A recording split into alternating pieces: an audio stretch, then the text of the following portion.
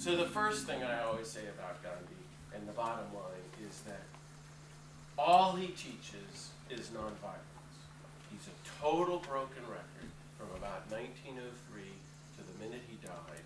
I mean, here you heard him in this thing talk about satyagraha and civil disobedience. See how centered he is.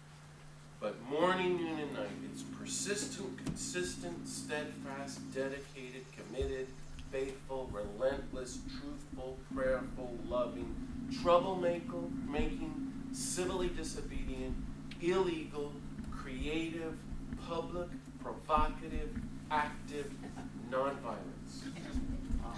This is, he says, my creed, this is my religion, this is my message, this is my life, and I will live and die teaching nonviolence as the way to God and as God. He has a quote in the book that I have quoted from a letter. He says, the kingdom of God is nonviolence. Well, that's very, very different. God will, I mean, talk about an eschatology of, how is the end of the world going to happen? Well, our Ronald Reagan, George W. Bush theology is, we'll blow up the whole planet and then that's the coming of Christ. And Gandhi is the exact opposite. The eschatology, the end of the world, is the fullest coming of nonviolence. And he takes us from the Lord's Prayer. When everybody on the planet practices perfect nonviolence, earth will be equal to heaven. Everyone on earth will be living in heaven. That's so powerful.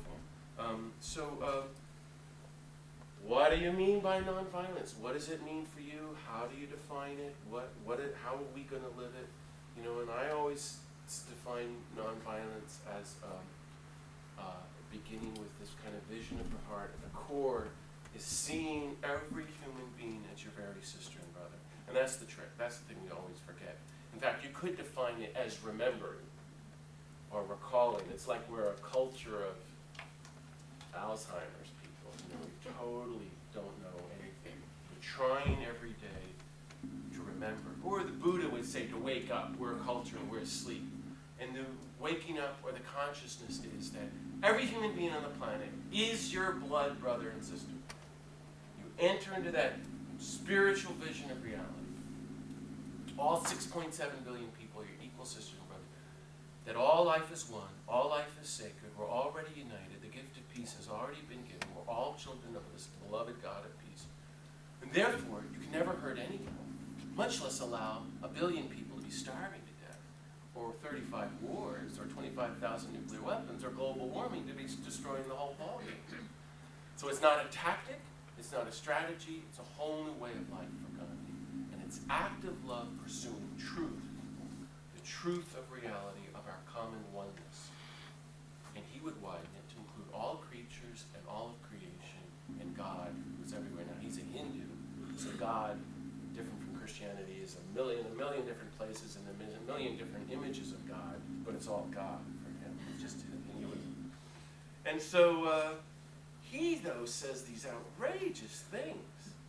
Nonviolence is the force of God. It's the method of God. It's the way of God. It's the power of God in the human race. So love and truth together are this way of nonviolence.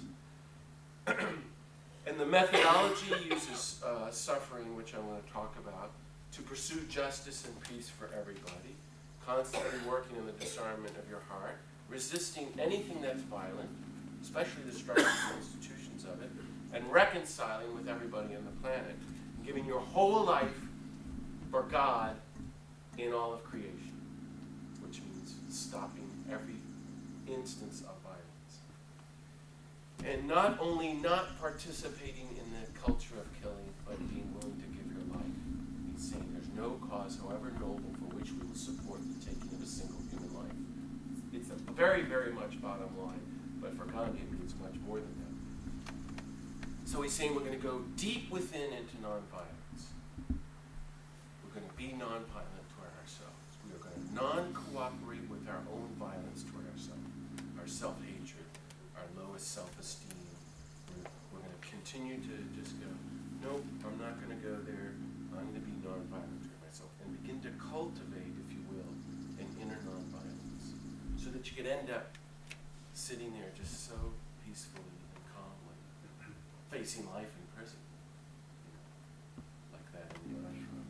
And you're going to be nonviolent toward every person you meet, practicing perfect personal and interpersonal nonviolence. And nonviolent in your religions and spirituality. And then he says we're going to organize this as a methodology of social change that always works, always. And he's just unpacking all the spiritual traditions and say they're not meant for personal, individual practice like the Sermon on the Mount. It's meant for nations in the world. And that's what King went on and on about Gandhi did. This was the historic breakthrough with Gandhi. And he proved it. And he says that when it's harnessed, if it's God, lightning, it can be unleashed and become a spiritual explosion, the opposite of the atomic bomb. And that's Jesus' death on the cross. Perfect nonviolence becoming a spiritual explosion that can disarm nations and the whole world. And we've got to experiment with it like Edison was experimenting with electricity.